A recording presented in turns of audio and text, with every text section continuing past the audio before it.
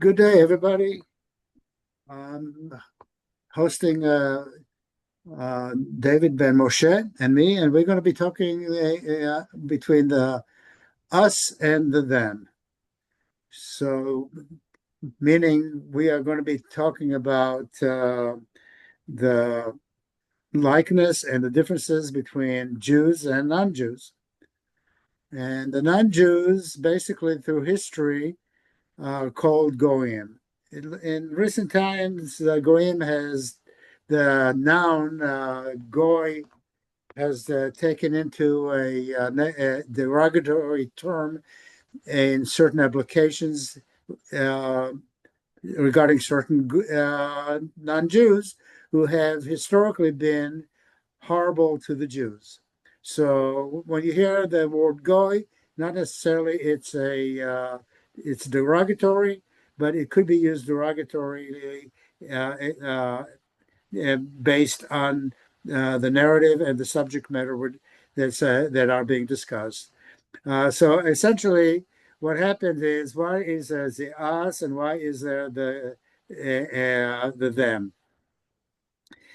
Basically, I think that the them got started during the time after the flood with Noah, and when the world built the Tower of Babel, and they wanted to reach the sky to be in the heights along with God. People took upon themselves the notion that they could be as high as God. And what God did, He came and destroyed the tower, and He scattered the 70 nations of the world at that time all across the world, and it gave everybody different tongues or different languages. And with this, confusion reigned the world. Now, the word Bavel or Bilbul, which comes from Bavel, is in Hebrew means to be confused. So confusion has reigned the world ever since. Um, Now, to bring it up to date, why is there the confusion? Because different people who speak different tongues have different cultures. They have different religions. They have different social acuity, and therefore, people having a hard time understanding each other. So And they this is speak in different languages. exactly speaking different languages and so forth. The more the world has become or has progressed, and with technologies and so forth, the more people are becoming much more confused. And in recent times, the confusion you could see all the confusions in social media. In the internet and so forth, everybody comes out and spews out whatever stimuli they have in their little brain to add to more and more confusion. But the difference is the confusion nowadays crosses the world in the speed of light. And in ancient times, up to more modern times, it took days and sometimes weeks and sometimes months and years to cross the Atlantic to take effect in the way society and civilization has been built and how it has been enculturized. So, what do you have to say about that, David? Well, Bill O'Reilly, a conservative talk show host, said that 65% of everything on the internet is nonsense. So you got to be able to, if you see something that is, say you are an anti-Semite, if you see something that's anti-Jewish, these guys can't wait to spread it around. But is it the truth? You better find a website that confirms what you just saw. You better find another website that confirms it also, and make sure what you're spreading is the truth. Because once you spread false information, anything you say from that point on can never be trusted, because you could be spreading more false information. So verify your source with a few additional sources, and don't spread nonsense. If you have something bad to say about the Jews, make sure it's true. If you have something bad to say about Christians, make sure it's true. And if you have something bad to say about Islam, once again, make sure it's true. And I have something here about Islam. I might as well read it at this point. These are some quotes from the Muslim religion, from the book of. Just a second before you dive into that. Let's add into what you just said as far as verification and double checking, regardless if there's truth or not truth. And what happens is now with the advent of AI, basically it's garbage in, garbage out, or GIGO. That AI is not accurate. uh, People have to be very careful and really double check the sources, because AI is only garbage coming into the information world, and AI will spew it and it will grow it. Same thing with Wikipedia. Just because it's published, it doesn't necessarily mean there's any truth to it. A smart person, an intelligent person, will definitely check its sources. Go ahead. Speaking about that, I watched videos with the guard at Arlington Cemetery, the soldiers. That's a great honor to stand guard there. And when hurricanes come or blizzards, they're told they don't have to stand. They can go inside and keep warm and dry. But no one ever did that. They stood through hurricanes, they stood through blizzards. And now I've seen crowds near the soldier, and a woman came up, took a water gun and squirted him in the face and was taunting him. And more soldiers came and made her feel bad by saying, "This soldier stands for all those soldiers who can't stand any longer." And another woman in another video did something very similar. And once again, more guards came out and said, "This soldier stands guard for all those who can't stand for themselves." And then she started feeling bad. And the thing is, the two occurrences, both on YouTube, never happened. They were AI. It was generated. And I wish they wouldn't do things like that, because it seems so real. It could be plausible, because people are that stupid today to do something like that. I've seen them do it with the British guards at Buckingham Palace, and that wasn't AI. That was long before AI. And the British guards don't put up with that. So you got to be careful. Always check, is that AI or is that real? They could show a city in America being bombed and have a president come up and say that this city's been destroyed, this country is now at war. And it could all be artificial intelligence. It doesn't have to be true.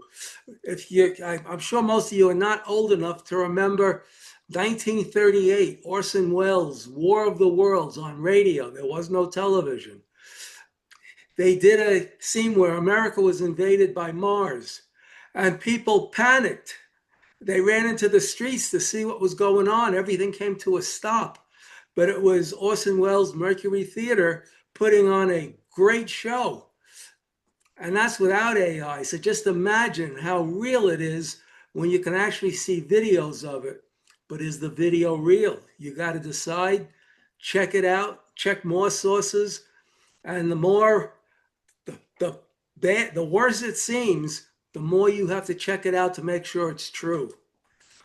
So to add to that a second, whatever somebody tells you, any human being tells or disseminates any form of information to another human being, the smartest thing is the receiver of that information should look at it with skepticism and not necessarily trust that it is true, because nobody knows where the disseminator of that information got that information from. So always be very, very skeptical and do not trust what other people tell you. That also goes for even reading a translated Quran. If you're going to read a Quran and you want to know what it really says, get a pre-1990 version. They've watered it down a little bit in English because they started feeling we're on to them and we're going to see exactly what they're saying. So the post-1990 translations are not as bad as the pre-1990. Now, I have some statements here from the Quran and the Hadith. I want you to hear this. Now, this is an exact translation. I have a friend, he lives in North Carolina, and he made quite a bit of money during the dot-com bubble. So after 9/11, I think he made about $70 million. After 9/11, he wanted to find out why the Arabs want to kill us. So he spoke to Israelis who put him in touch with Arafat's people, and Arafat's people put him in touch with Al-Qaeda. And he wrote a book called Tea with Terrorists, how he's sitting there with Al-Qaeda members, and there's an AK-47 on the table. He wasn't sure he was going to get out alive. And they told him certain things about their religion. They didn't hide it. And he came back to America and he wrote a book called Prophet of Doom. He had 6 Arabs translate the Quran from formal Arabic and also the Hadiths from formal Arabic. He wanted the most exact translation. They fought over and argued the translation for 2 years. So when I read these quotes, this is about as close as you can get. This is Bukhari, V5B59N727. When Allah's apostle became seriously sick, he started covering his face with a woolen sheet. When he felt short of breath, he removed it and said, "That is so. Allah's curse be on Jews and Christians." The book of Ishaq 395, Muslims, if you listen to the unbelievers, you will retreat from the enemy and become losers. Ask Allah for victory and do not retreat, withdrawing from his religion. We will terrorize those who disbelieve, and in that way, I will help you against them. The book of Muslim, jihad is compulsory. And here's one from the Quran, 839. Fight them until all opposition ends and all submit to Allah. And this one, I always use this because it's short and it says all you need to know. Remember this, Tabari 969. Killing disbelievers is a small matter to us. So if you want to know what the difference between Jews and Muslims, Christians and Muslims, Christians are supposed to preach to you. And if you do not listen and don't want to hear it, they are supposed to turn away and walk away. Jews don't even want you to convert to the Jewish religion. They want to talk you out of it because they want to make sure you really want to be a Jew. It's not easy.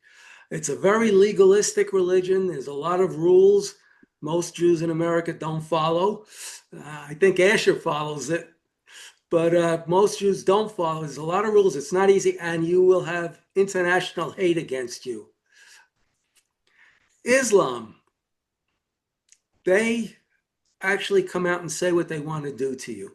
If you don't convert, they are commanded to either hit you with a very heavy tax, and if they're strong enough, forget the tax, they will attack you and kill you. The prescribed method is to chop off your head. 3 verses in the Quran say chop off people's heads, disbelievers' heads, and they don't even try to hide it.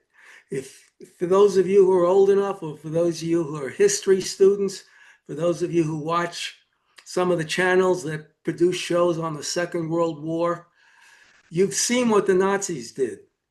And this may, let me finish this statement to give you the whole picture. Don't just dismiss what I'm saying. The Nazis, and I'm including the SS and the heads of the SS and the Gestapo, these people were not monsters. They were ordinary, everyday people that loved their families, loved their animals, loved their country. What they did were monstrous things because Hitler was insane. He was in an insane asylum after the First World War, and they should have kept him there. But they let him out, and he made a whole country go insane. This is not the case with the Muslims. They are monsters. They're given an AK-47 on their 5th birthday. So that means their childhood is over. And from that point on, they learn military tactics, crawling on their bellies under ropes, scaling walls, shooting their guns, target practice, attacking a building with live ammunition. These people are taught hate from the moment they can speak. They are taught about the Jews and the Christians. And the Quran warns, do not take either one for friends, for they are but friends with each other. And more so today than any other time until recent months. So Islam, at the end of World War II, when the Nazis realized they were going to lose, there was no way they could beat the US. Even though Russia bared the brunt, we were only sending half of our stuff to Europe. The other half had to go to the Pacific. We fought a successful war on 2 fronts. But our production capacity, we outproduced every other country that was at war combined, irrelevant of the sides. We mass produced. While we were turning out 20,000 tanks a year, the Germans were turning out 2,000 tanks. And one German tanker said, our tanks were so superior to yours, our tanks were worth 10 of yours. The problem was you always had 11. And an American infantry division had more tanks than a German panzer division. So Germany had no chance. And they realized they were going to lose the war in 43. And some started figuring out, how do we get out of this mess? Others waited till the very end, and they tried to hide their crimes, burning bodies in the concentration camps, digging up the mass graves and burning them, taking down some of the crematorium. What am I trying? Crematorium. Yeah, crematoriums and the gas chambers. And they tried to hide it. They knew they were committing evil acts. The Arabs, the Muslims, they don't try to hide it. They boast about it. They show it. They film it. They take pictures of it. They have specific pictures of things that went on October 7th, 2 years ago. So they're not even ashamed. And if they could, they would wipe out every Jew to begin with and then start working on the Christians. They're already attacking Hindus in India, which is why Pakistan was created. India knew they can't live with these beasts. So they gave them a little piece of India and called it Pakistan, and that's where the Muslims went, but not all. Some are still in India. And we have a peace deal, sort of. It's not very peaceful. It's a cold peace with hot spots. Here's one of the monsters they let go. The plague the world. He is accused and convicted of stabbing an Israeli girl, late teenager, 13 times, and she survived. He stabbed her friend too, who was also a woman. She didn't survive. And I don't know why Israel doesn't apply a death penalty to monsters like this. Instead, they had to give him back and set him free. To plague the world. Remember the statement, to defeat your enemies, kill them to the last, or they will always be a thorn in your side and a thistle in your eye. Asher? Okay, so what you stated is something that is very well recognized in Israel, in the Middle East, because Jews have lived with Muslims. They lived in Muslims since the time of Islam. The beginning of it is Asher, can I just interrupt for a minute? Sure. I used to go to a gym in Whitestone, Queens when I lived there, and I met an Auschwitz survivor. Of course, he was much older than I am. I walked over to him one night because I saw he had a tattoo on his arm. And I asked him, were you in the camps? And he showed me the tattoo and he said, sure, what do you think this is? I said, I thought they tattooed you on the outside of your arm. His was on the inside. He said, late in the war, they tattooed you on the inside of your arm. He was there the night they wanted to kill all the gypsies in the camp. and the ovens couldn't keep up with the gas chambers. So he had to dig a big pit and burn the bodies. And he survived. He was taken west back to Germany as the Russians were coming. And he was on a train, and at a station, there was total chaos at the station. So a lot of the Jews tried to escape. Those that ran up a hill were machine gunned down. Those that ran on flat ground got away. So he survived. And I asked him a few times, who was worse, the Nazi? And he saw them pull a baby apart. He saw them bayonet a baby up against a boxcar. I asked him, who do you think is worse, the Nazis or the Muslims? Without hesitation, he said the Muslims.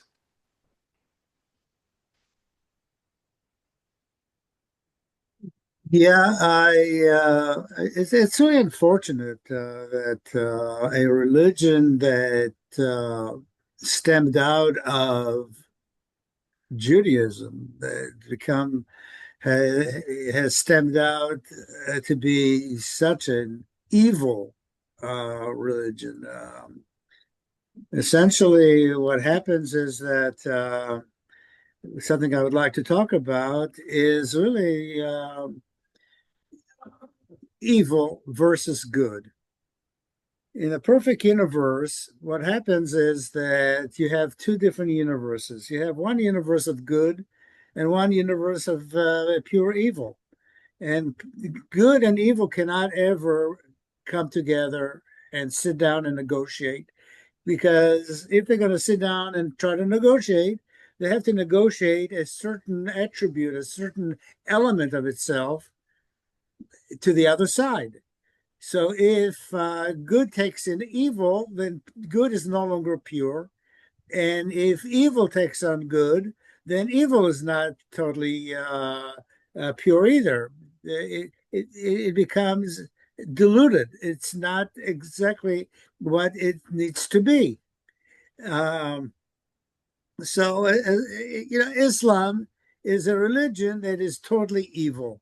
They will sit down and they will negotiate with you and for a temporary good, but this temporary good is going to disappear either in their generation or in their subsequent generations. So, you cannot dilute the two attributes of between good and evil because you are adding, like I said, an element into it that dirties it up. So my question is going to be like that. If you try to sit down and negotiate with evil, you are willing to give part of the good away, so you are going to achieve a certain limited form of rest or peace because of the understanding, then are you actually purely good? Or if you're taking on evil, are you an evil person? So, in other words, what I'm trying to say is Judaism is a purely good religion because Jews decided that they are going to take on the laws of God and then they're going to listen to it. Not every Jew is a good person, I admit, but Judaism is a purely good religion. Okay, now I'm going to say something else. Uh, Christianity, when it was Christianity under the beginning of Christendom that went up to Europe, was a totally Jewish religion. It was a good religion. But when they started diluting itself with the pagan religions of Europe in order for them to attract and, as you said, convert the pagans into Christianity, then the good portion of Christianity that took on the pagans, the evil people in Europe, had become itself an evil form of a religion. Well, they were or betraying their scriptures when they came down hard on people who didn't want to convert to Catholicism. so When they came what did down the hard on Christian Jews, they were betraying their scriptures. so what they decided to do is that these Christians who took on paganism into their religion, what they decided to do is throw really Jesus away from their life. Although they say they follow Jesus, but they don't follow Jesus, and they made the church their God. So what happens is when you ask a Christian, how come you don't honor the Sabbath as God commanded to honor the Sabbath? They say, well, the church says that the Sunday is our Sabbath.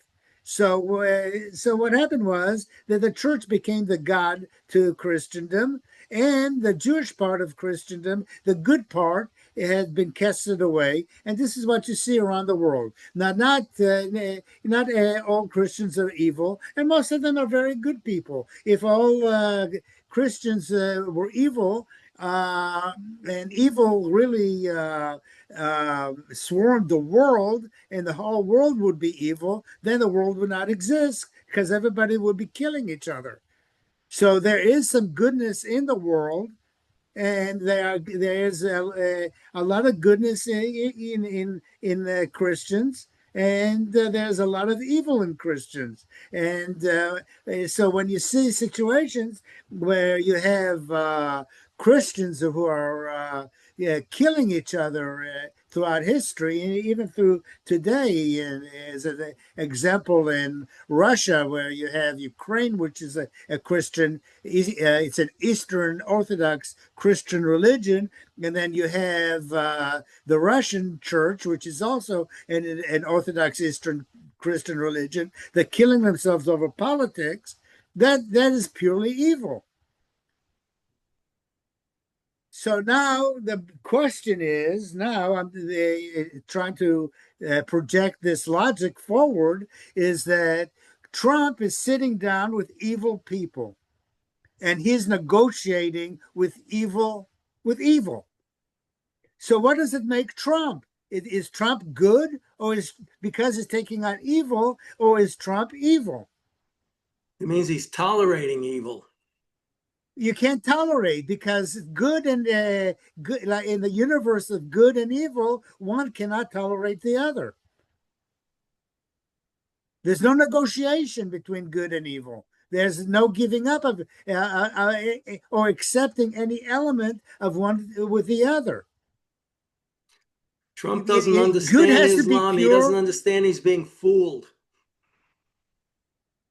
Well, the danger is it's very easy to slide down the slope of being evil the more you are taking on their position.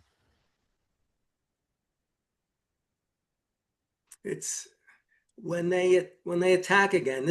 They're buying time. That's why they signed a peace deal, peace sort of peace, an exchange of hostages. They're buying time to rebuild, rearm, and then they're going to do this all over again. Of course they do. They've done it countless times throughout history. And if you don't learn from history, you're doomed to repeat it.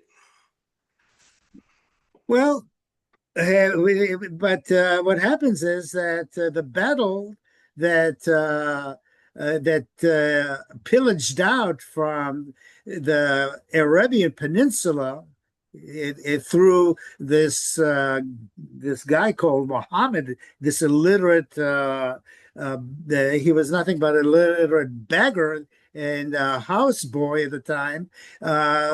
When they started pillaging out and murdering everybody inside and outside who would not join their lying religion, therefore evil has swarmed all over the world. And look, you have more than 1.6 billion Arabs or Muslims in this world. And not all of them are evil people. Some of them are good people also. However, can you trust them?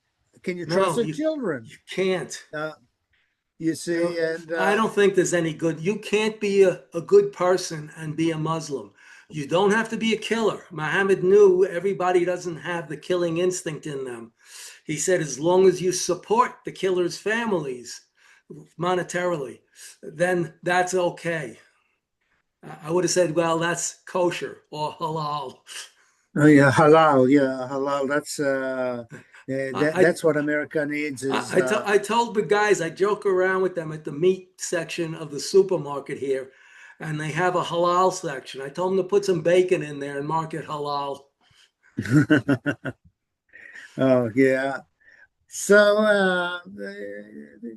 that supermarket would be probably burned down. What I'm looking at is really uh, the goodness in people through their religious teachings and the wickedness that's coming out, and out of even out of the pure form of religion that has been dominating the world for thousands of years. You have another religion that has spawned out called human secularism. People who do not believe in any teachings of the what we call the good book. Human secularism is really very dangerous. It's very amoral. What happens is religion tries to teach people to be moral, and but people who decide not to be moral, they know the difference between being moral and being immoral. If somebody does something bad to another person, through the teachings of the religion, they know they did an immoral act. So they have that free will in order to judge, in order to be able to make better, either moral judgments or immoral judgments. The problem with human secularism, when they throw away religion out of their, out of their guidance, the way they're being brought up and the way they're bringing up their own kids, is they're amoral. And being amoral is the most dangerous thing that could be, because these people who are amoral basically do not care if what they do is immoral or moral. They just act based on their pure animal instinct. They will go out and kill without any remorse because it feels good to them. This is what happens when human secularism is that everybody does whatever feels good for them for the moment. In American schools, many years ago, a few decades ago, they took religion, just reading the Bible, and they read secular passages, which would be okay for Christians and Jews.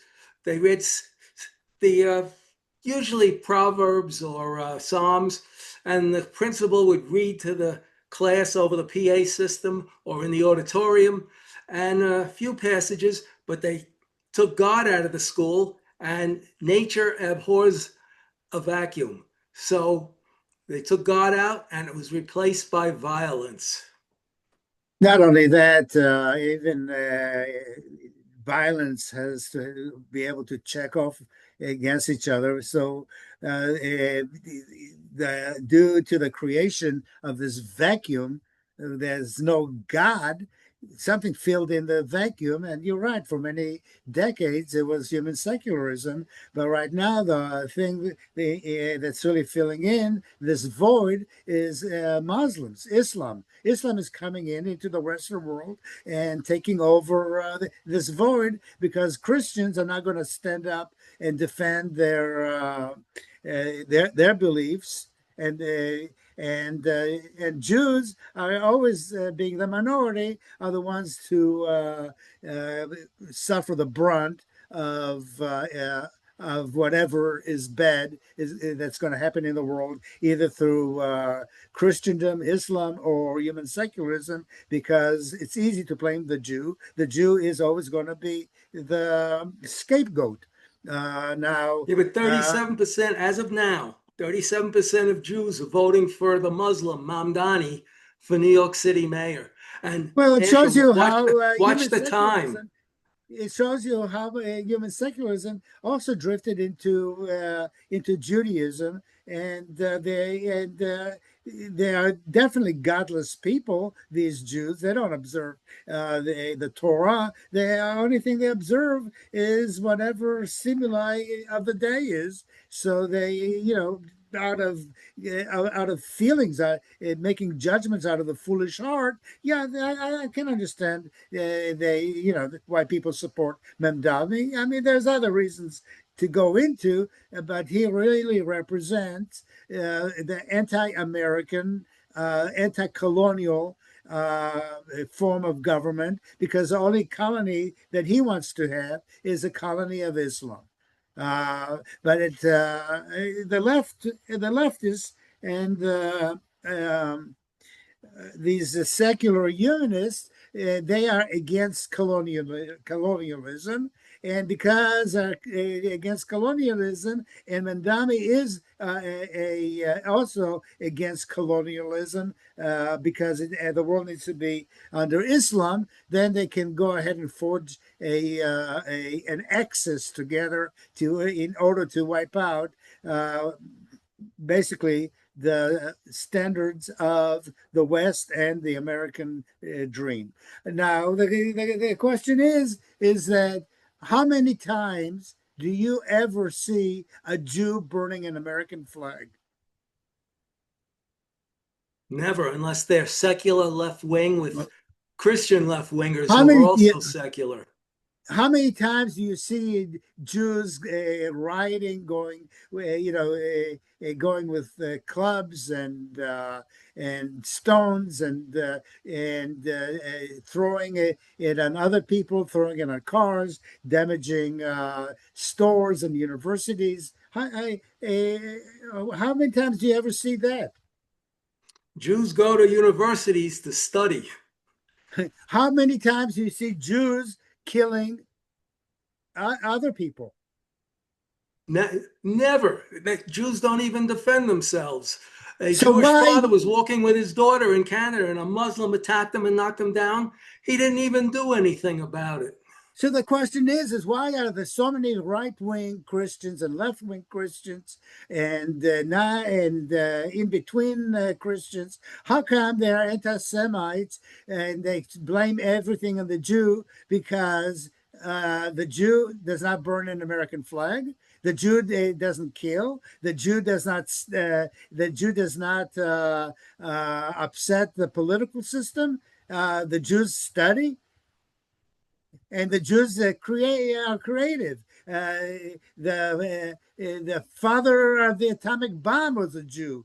The Jews were, it was Oppenheimer and Teller and Schwartz, even Einstein. They were the fathers of the atomic bomb that saved America from